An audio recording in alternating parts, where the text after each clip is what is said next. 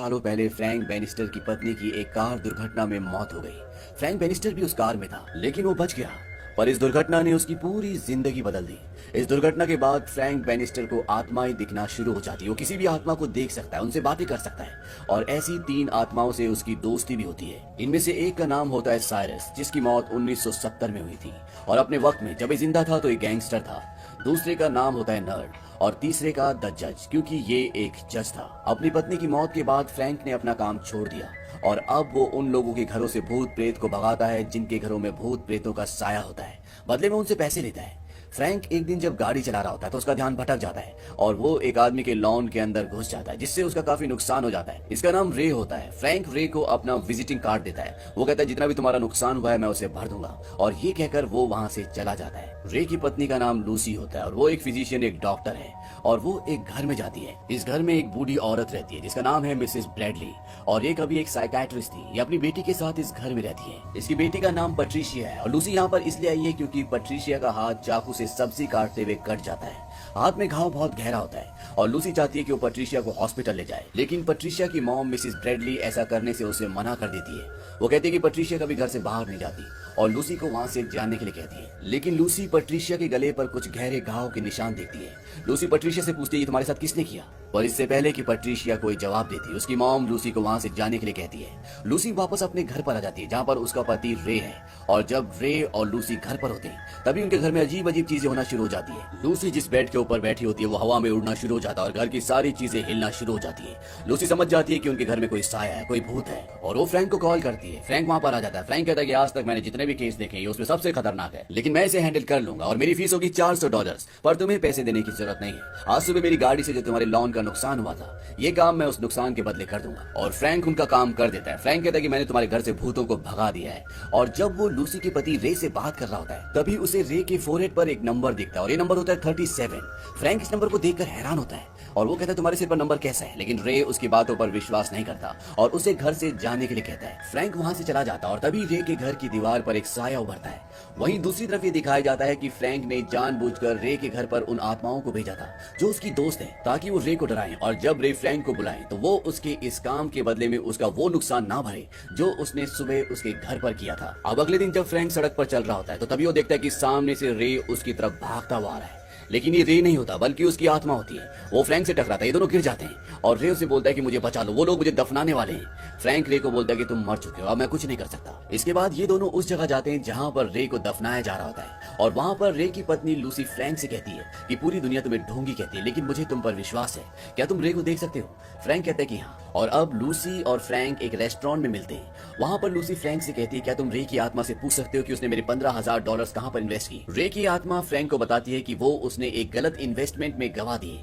Frank ये बात Lucy को बताता है। लूसी को इस बात से दुख होता है। लूसी फ्रैंक से कहती है कि मैं और रे कभी भी एक दूसरे के लिए ईमानदार नहीं थे, हमारी शादी कोई अच्छी शादी नहीं थी। और बातों ही बातों में फ्रैंक रे की पत्नी के हाथ के ऊपर हाथ रख देता है। इस बात से रे को गुस्सा आता है और वो वाइन का गिलास गिरा देता है, जिससे फ्रैंक के कपड़े खराब हो जाते हैं। और इसके बाद फ्रैंक वॉशरूम में जाता है और वहां पर उसे एक आदमी दिखता है और उसके फोरहेड पर भी उसे वैसा ही नंबर दिखता है जैसा उसे रे के फोरहेड पर दिखा था और ये नंबर होता है 38, जबकि रे के फोरहेड पर उसे 37 दिखा था। और अब फ्रैंक समझ जाता है यहाँ पर कुछ ना कुछ गड़बड़ है। वो चारों तरफ ढूंढना शुरू करता है, यहाँ पर कोई आत्मा तो नहीं है। तभी मिरर से एक काला साया बाहर निकलता है और वो उस आदमी के दिल के अंदर हाथ डालकर उसके दिल को पूरी तरह से मसल देती है, जिस वजह से उस आदमी की मौत हो जाती है। फ्रैंक ये सब कुछ देख लेता है और तभी उस आदमी की आत्मा उसके शरीर से बाहर निकलती है और वहां पर रोशनी का एक दूसरी दुनिया का दरवाजा खुलता है और उसकी आत्मा उसके अंदर चली जाती है। इसके बाद फ्रैंक अपनी गाड़ी से उस साये का पीछा करता है, क्योंकि वो समझ चुका है कि इस शहर में जितनी भी मौतें हुई है वो इस साये की वजह से हुई है, लेकिन वो उस साये को पकड़ नहीं पाता। वो उससे दूर निकल जाता है। वहीं अब लूसी को पुलिस स्टेशन में बुलाया जाता है, क्योंकि पुलिस को पहले से फ्रैंक के ऊपर शक होता है और वहां पर जहां पर अब ये आखिरी मौत हुई है वहां पर फ्रैंक भी लूसी के साथ था, इसीलिए वो लूसी से पूरी घटना के बारे में जानना चाहते हैं। यहाँ पर FBI का एक एजेंट भी आता है और वो लूसी को बताता है कि आज से 7 साल पहले जब फ्रैंक एक आर्किटेक्ट था, वो अपना घर बना रहा था, उसका उस दिन अपनी पत्नी से झगड़ा हुआ और इसके बाद ये दोनों गाड़ी से वहां से निकल गए और कुछ ही देर बाद इनकी गाड़ी का एक्सीडेंट हो गया, जिसमें फ्रैंक की पत्नी की मृत्यु हो गई। और जब हमें हमें उसकी डेड बॉडी मिली तो उसके फोरहेड पर चाकू से 13 नंबर लिखा था। फ्रैंक हमेशा अपनी गाड़ी के पीछे एक यूटिलिटी नाइफ रखता था और वो नाइफ हमें कभी नहीं मिला। आज तक हम उसकी तलाश कर रहे हैं और जब हमें फ्रैंक मिला तो 2 घंटे बीत चुके थे और उसका ये कहना था कि उसे कुछ भी याद नहीं है। दूसरी तरफ फ्रैंक पूरी तरह से परेशान होता है और तभी उसे आसमान से एक रोशनी धरती की ओर आती हुई नजर आती है। ये वो रोशनी है जो आत्माओं को अपने साथ ले जाती है और फ्रैंक समझ जाता है कि वहां पर किसी की मौत हुई है और फ्रैंक उस तरफ जाता है और वो वहां पर देखता है कि एक जवान लड़के की मौत हो चुकी है और फ्रैंक समझ जाता है कि इसे भी उसी साये ने मारा है जिसे यहाँ के लोग ग्रीम रीपर कहते हैं, क्योंकि फ्रैंक को वहां पर उस लड़के की आत्मा के फोरहेड पर नंबर 39 दिखता है, यानी कि आज तक वो साया 39 लोगों को मार चुका है। अब फ्रैंक यहाँ से जा ही रहा होता है कि तभी वहां पर एक लेडी होती है, उसे उसके सिर पर 40 नंबर लिखा हुआ नजर आता है। फ्रैंक इसे पहले से जानता है क्योंकि ये एक न्यूज़पेपर की एडिटर है और वो फ्रैंक को बोलती है कि तुम्हारे लिए यहाँ पर कोई भी पैसा नहीं है, क्योंकि ये फ्रैंक को एक ढोंगी समझती है। फ्रैंक कहता है कि अगला नंबर तुम्हारा है क्योंकि उसने उसके फोरहेड पर 40 नंबर देख लिया होता है। एडिटर कहती है क्या तुम मुझे धमकी दे रहे हो? फ्रैंक कहता है कि नहीं, मैं ऐसा कुछ भी नहीं कर रहा। वहां पर बहुत सारे लोग होते हैं। एडिटर ने कहती है कि ये मुझे धमकी दे रहा है और तभी वहां पर पुलिस भी आ जाती है और वो फ्रैंक को गन पॉइंट पर ले लेती है, क्योंकि पुलिस को अब पूरा विश्वास है कि फ्रैंक ही वो आदमी है जिसने आज तक शहर में सारे खून किए हैं, क्योंकि पिछला खून जहां पर हुआ था वहां पर भी फ्रैंक था और यहाँ पर एक और खून हुआ है और यहाँ पर भी फ्रैंक है। और तभी फ्रैंक को वही साया दिखता है जिसने आज तक ये सारे खून किए, लेकिन फ्रैंक के अलावा उसे कोई भी नहीं देख सकता क्योंकि वो इंसान नहीं है। और जैसे वो काला साया उस एडिटर को मारने वाला होता है तो फ्रैंक की जो 3 आत्माएं दोस्त हैं, जिसमें से एक जज है, वो उस काले साये पर कई गोलियां चलाता है जिससे वो काला साया वहां से भाग जाता है, लेकिन एक बार फिर से वो वापस आता है। पर इससे पहले कि वो काला साया उस एडिटर के दिल में हाथ डालकर उसे मार देता, फ्रैंक की यहाँ पर जो 2 और आत्माएं दोस्त होती हैं, फ्रैंक उनकी मदद से एडिटर को अपनी गाड़ी में यहाँ से लेकर भाग जाता है, लेकिन वो काला साया इन दोनों का पीछा करता है और फ्रैंक की गाड़ी का एक्सीडेंट हो जाता है और वो काला साया वहां पर आता है और वो एडिटर के दिल में हाथ डालकर उसे मार देता है। फ्रैंक चाहकर भी उसे नहीं बचा पाता। एडिटर की मौत उसी तरह से हुई होती है जिस तरह से उसकी पत्नी की मौत हुई थी, लेकिन उसे अपनी पत्नी की मौत के बारे में कुछ भी याद नहीं होता। पर यहाँ पर उसे अपनी पत्नी की मौत की उसकी डेड बॉडी की एक झलक दिखती है जिसके फोरहेड पर नंबर 13 लिखा होता है और अब एडिटर की आत्मा उसके शरीर से बाहर निकल जाती है और वो कहती है कि तुम्हें मुझे मारकर क्या मिला, तुमने अपनी पत्नी का भी खून किया था। इस बात से फ्रैंक पूरी तरह से डिस्टर्ब हो जाता है और वो सीधा पुलिस स्टेशन जाता है जहां पर पुलिस अभी भी लूसी से पूछताछ कर रही है। फ्रैंक उन्हें बताता है कि एडिटर मर चुकी है और इसके बाद फ्रैंक को अरेस्ट कर लिया जाता है। यहाँ पर जो FBI का एजेंट होता है वो फ्रैंक से पूछताछ करता है और फ्रैंक उसे बताता है कि एक काला साया है जिसने सब कुछ किया है, लेकिन FBI के एजेंट को लगता है कि फ्रैंक की दिमागी हालत खराब है, उसने खुद ये सारे खून किए हैं जिसके बारे में शायद उसे खुद भी नहीं पता। और वो फ्रैंक को भी इन बातों पर यकीन दिलाने की कोशिश करता है। वो उसे बताता है कि जिन भी सायों को, जिन आत्माओं को तुम देखते हो, वो सिर्फ तुम्हारी एक कल्पना, एक भ्रम है। और अब कहीं ना कहीं फ्रैंक को भी इस बात पर यकीन होना शुरू हो जाता है, क्योंकि जब वहां पर वो 2 आत्माएं साइरस और नर्ड, जो कि उसकी दोस्त है, वो वहां पर आती है तो फ्रैंक उन्हें नहीं देख पाता, क्योंकि कहीं ना कहीं उसके दिमाग ने ये विश्वास करना शुरू कर दिया है कि जो FBI का एजेंट कह रहा था वो सही कह रहा था। वहीं दूसरी तरफ लूसी अब फ्रैंक के घर पर जाती है और जब वो घर पर जाती है तो वहां पर एक रिकॉर्डेड कॉल होता है और ये कॉल होता है पैट्रिशिया की मॉम का। पैट्रिशिया वही लड़की है जिसने इस कहानी की शुरुआत में चाकू से अपना हाथ काट लिया था। और लूसी जब पैट्रिशिया की मॉम की कॉल सुनती है तो उसमें पैट्रिशिया की मॉम बोलती है कि मेरी बेटी शैतान के संपर्क में है और उसी ने उसे घर पर बुलाया है, मुझे आपकी मदद की जरूरत है। लूसी को लगता है कि पैट्रिशिया की मॉम की दिमागी हालत ठीक नहीं है, क्योंकि जब वो पैट्रिशिया के घर पर गई थी तो उसके गले पर कुछ निशान थे और लूसी को ऐसा लगता है कि ये निशान पैट्रिशिया की मॉम ने उसे दिए हैं। लूसी पैट्रिशिया के घर पर पहुंच जाती है, उसकी मॉम उस वक्त वहां पर नहीं होती। लूसी पैट्रिशिया से कहती है कि तुम्हारी मॉम को दिमागी बीमारी है, तुम्हें इस घर से बाहर निकलना होगा, लेकिन पैट्रिशिया इस घर से बाहर नहीं निकलना चाहती। वो लूसी से कहती है कि तुम नहीं समझोगी, और ये कहते हुए वो एक जार की तरफ देखती है और जब लूसी उसे उठाने वाली होती है ये पूछने के लिए कि इसमें क्या है, पैट्रिशिया उससे पहले उसे उठा लेती है। वो कहती है कि इसमें मेरे पिता की अस्थियां हैं, उन्होंने मर्डर किया और उसके बाद अपनी खुद की जान ले ली, और मेरी मॉम ये सोचती है कि उनकी मौत की जिम्मेदार मैं हूँ, इसीलिए उनकी अस्थियां मुझे अपने कमरे में रखनी पड़ती हैं। अब पैट्रिशिया की मॉम घर पर वापस आ जाती है और पैट्रिशिया लूसी को एल्मीरा के अंदर छुपा देती है और लूसी को एल्मीरा के अंदर वो चाकू मिलता है जो फ्रैंक का होता है, जिससे फ्रैंक की मरी हुई पत्नी के सिर पर नंबर 13 लिखा गया था, जिसे पुलिस कई सालों से ढूंढ रही है। लूसी इस बात से हैरान हो जाती है और वो किसी तरह से घर से निकलकर सीधा फ्रैंक के पास जेल में जाती है, लेकिन फ्रैंक लूसी की किसी भी बात पर विश्वास नहीं करना चाहता। लूसी उसे विश्वास दिलाती है और फ्रैंक एक बार फिर से वापस अपनी नॉर्मल चेतना में आ जाता है, लेकिन तभी फ्रैंक देखता है कि लूसी के फोरहेड पर लिखा होता है 41, यानी कि उस काले साये का अगला शिकार अब लूसी है। और तभी वहां पर वो काला साया आता है। फ्रैंक उस पर हमला करने की कोशिश करता है, लेकिन फ्रैंक उसे छू नहीं सकता। और वो साया जैसे ही लूसी के दिल के अंदर हाथ डालता है,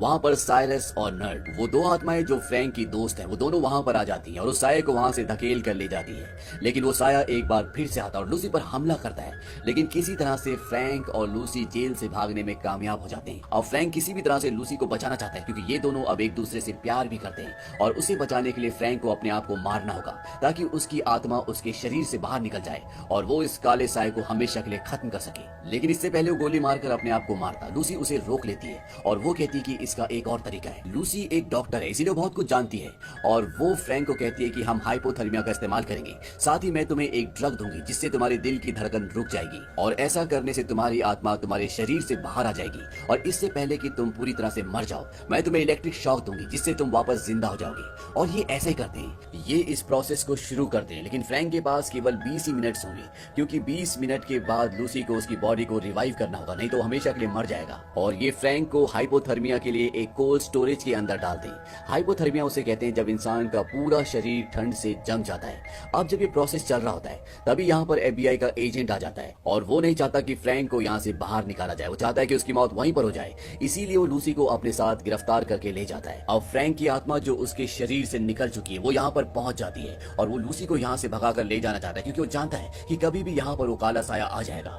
और वो काला साया यहाँ पर आ जाता है। फ्रैंक और उस साये के बीच में बहुत लड़ाई होती है और फ्रैंक उसे अपने काबू में कर लेता है। और फ्रैंक को पता चलता है कि इस काले साये का नाम, जिसकी ये आत्मा है, उसका नाम जॉनी बार्लेट है, जिसने सन 1964 में एक साइकेट्रिक हॉस्पिटल में 11 लोगों को मार दिया था। और वो ऐसा इसलिए कर रहा था क्योंकि वो इस दुनिया का सबसे बड़ा सीरियल किलर बनना चाहता था। इन सब कामों में उसका साथ दिया था पैट्रिशिया ने, लेकिन उस वक्त पैट्रिशिया की उम्र मात्र 15 साल थी और पैट्रिशिया जॉन बार्लेट से बहुत प्यार करती थी, इसीलिए इन दोनों ने मिलकर ये किया। लेकिन पैट्रिशिया नाबालिग थी, इसीलिए उसे उम्र कैद की सजा हुई, जबकि जॉनी बार्लेट को सजाए मौत दी गई। अब इससे पहले कि फ्रैंक की आत्मा जॉनी बार्लेट की आत्मा को पूरी तरह से खत्म करती, लूसी वापस उस जगह पर पहुंच जाती है जहां पर फ्रैंक की बॉडी है और वो उसकी बॉडी में इलेक्ट्रिक शॉक लगाती है, जिससे फ्रैंक की आत्मा, उसकी चेतना वापस उसकी बॉडी में आ जाती है। लेकिन वापस आने से पहले फ्रैंक की आत्मा ने जॉनी बार्लेट की उस शक्ति को, उस काले चोगी को जिसके पीछे उसकी आत्मा छुपी रहती थी, उससे छीन लेती है और अब जॉनी बार्लेट किसी के भी दिल में हाथ डालकर उसे नहीं मार सकता। फ्रैंक होश में आने के बाद लूसी को बताता है कि जॉनी बार्लेट वापस आ चुका है और वो दोबारा हत्याएं कर रहा है और तुम्हें किसी भी कीमत पर पैट्रिशिया को घर से बाहर निकालना होगा। लूसी सीधा पैट्रिशिया के घर पर जाती है और वो पैट्रिशिया को कहती है कि तुम्हें मेरे साथ चलना होगा, लेकिन पैट्रिशिया की मॉम मना कर देती है। वो कहती है कि ये कहीं नहीं जाएगी। लूसी पैट्रिशिया की मॉम को कहती है कि तुम फ्रैंक का चाकू अपनी एल्मीरा में क्यों रखती हो। पैट्रिशिया की मॉम बोलती है कि तुम मेरे कमरे में गई थी और ऊपर चली जाती है और पैट्रिशिया भी उसके पीछे चली जाती है। कुछ ही देर बाद पैट्रिशिया वापस आती है और वो कहती है कि मॉम मान गई है, वो पुलिस के पास जाने के लिए तैयार है, वो कुछ ही देर में नीचे आने वाली है। और तभी यहाँ पर जॉनी बार्लेट की आत्मा आ जाती है, लेकिन अब वो लूसी का कुछ भी नहीं कर सकती। पर जॉनी बार्लेट की आत्मा आने के बाद यहाँ पर पैट्रिशिया का बिहेवियर चेंज हो जाता है और वो उसे बात करना, उसे महसूस करना शुरू कर देती है।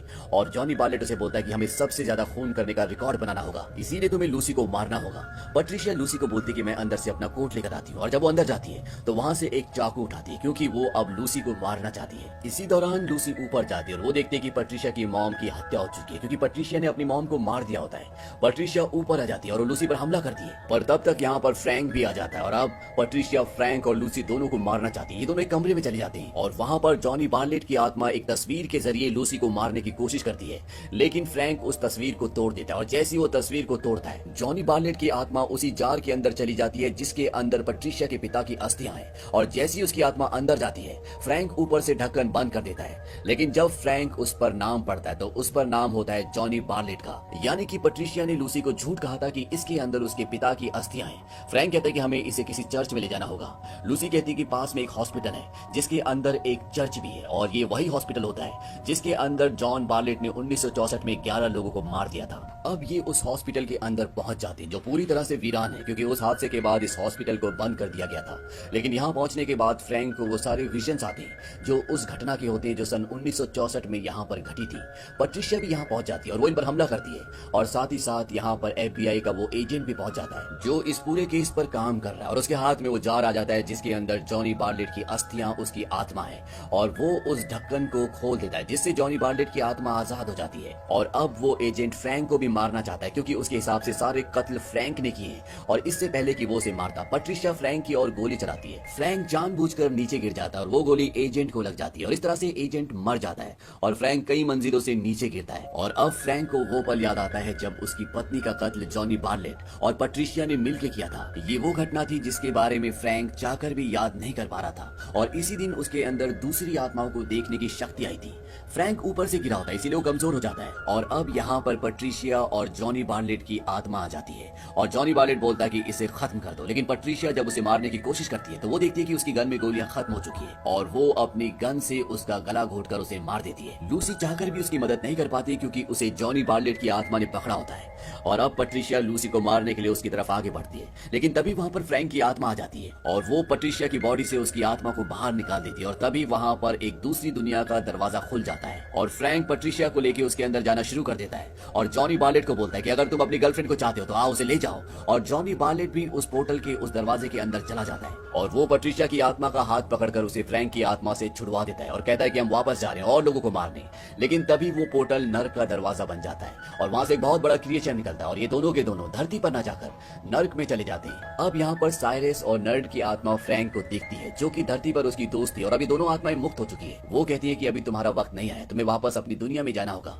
यहाँ पर फ्रैंक को अपनी पत्नी की आत्मा भी दिखती है, और वो फ्रैंक को कहती है कि जाओ खुश रहो, और फ्रैंक वापस धरती पर अपने शरीर में आ जाता है, यानी कि वो जिंदा हो जाता है। और फ्रैंक और लूसी अब धरती पर खुशी खुशी एक दूसरे के साथ रहते हैं, और साथ ही साथ लूसी के अंदर भी अब वो शक्ति आ गई है कि वो आत्माओं को देख सकती है। और इसी के साथ ये कहानी यहीं पर खत्म हो जाती है। ये फिल्म 1996 में रिलीज हुई थी और IMDb पर इसकी रेटिंग है 7.1। उम्मीद करते हैं कि ये कहानी